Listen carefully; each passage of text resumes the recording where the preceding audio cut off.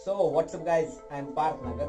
सो guys, आज मैं आप सभी के लिए एक ऐसी कहानी लेके आया हूँ जो कहानी सुनने के बाद आप अपने किए हुए हर कर्म का हिसाब आपको कैसे मिलता है वो आपको आज इस कहानी में मिल जाएगा। और आपने न किए कर्मों का भी फल आपको कैसे मिल रहा है, कैसे आपने न किए पापों का भी आपको क्यों भुगतना पड़ रहा है, सो इसका जवाब भी आपको इस वीडियो में मिल जाएगा। सो इस वीडियो को आपको एंड तक जरूर देखना होगा।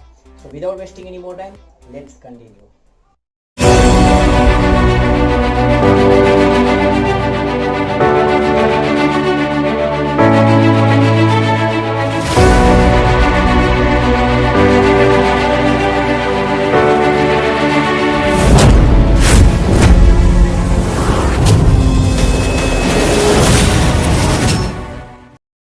एक राजा बहुत सारे ब्राह्मणों को अपने महल के आंगन में भोजन करा रहा था। अब भोजन बनाने वाला रसोइया खाने को खुले में पका रहा था। उसी समय ऊपर से एक चील गुजरी और उस चील के पंजे में एक जिंदा सांप था और वह जिंदा सांप अपने बचाव के लिए अपने मुंह से जहर निकालता है, लेकिन उसी समय उस जहर में से कुछ बूंदे उस खाने में गिर गई, लेकिन इस बात का पता किसी को चला नहीं।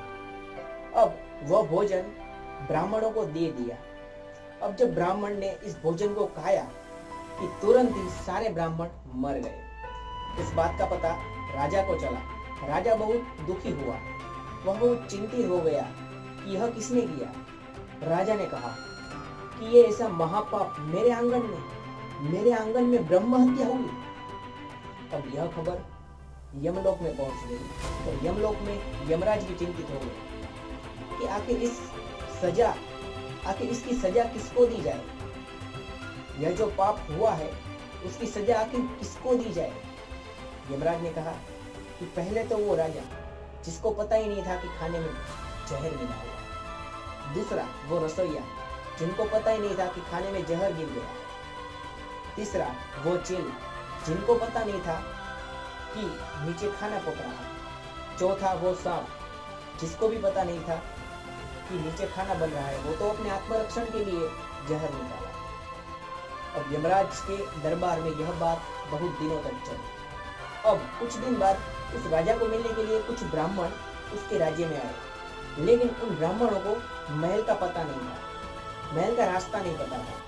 इसीलिए उन ब्राह्मणों ने एक महिला से पूछा कि ये राजा का महल किस तरफ पड़ता है। महिला ने जवाब दिया कि इस तरफ। लेकिन जवाब के साथ उस महिला ने कहा कि देखो भाई, जरा ध्यान रखना, यह राजा आप जैसे ब्राह्मणों को खाने में जहर देकर मार देता है।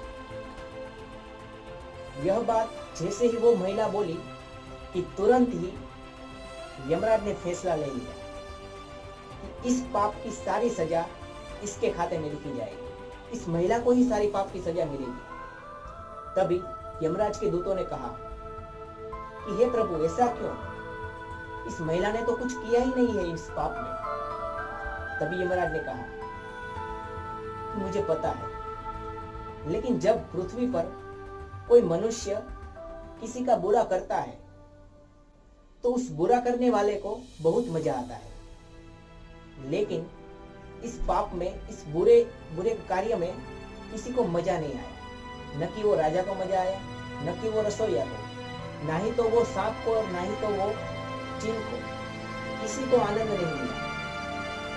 लेकिन इस बात की चुगली करने में उस महिला को बहुत आनंद मिला। वो महिला बहुत खुश हुई इस बात की चुगली करने में।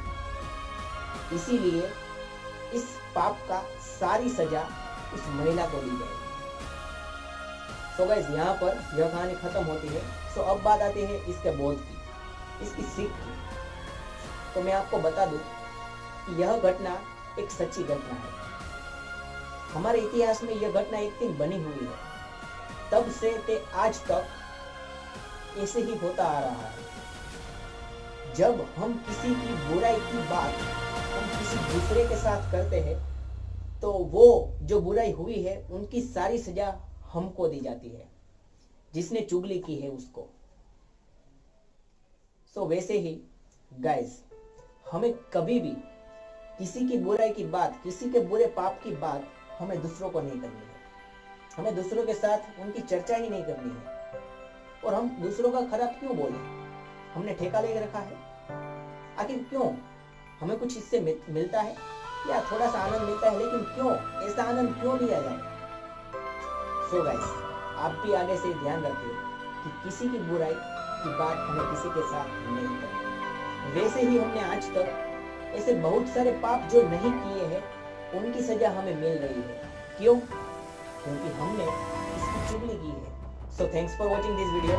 सो गाइस, आपको इस वीडियो में से कुछ नया सीखने को मिला है, सो प्लीज इस वीडियो को लाइक कर दीजिए, शेयर कर दीजिए, और साथ में ही अगर इस चैनल पर नए हैं, सो प्लीज इस चैनल को सब्सक्राइब कर दीजिए, और साथ में ही वो बेल आइकन को भी प्रेस कर दीजिए, और हमारे अदर सोशल मीडिया हैंडल को भी फॉलो कर दीजिए, ताकि आपको हमारी हर एक वीडियो में मिल सके। सो मैं मिलता हूँ आपको एक ऐसी ही नई इंटरेस्टिंग वीडियो के साथ। तब तक के लिए बाय।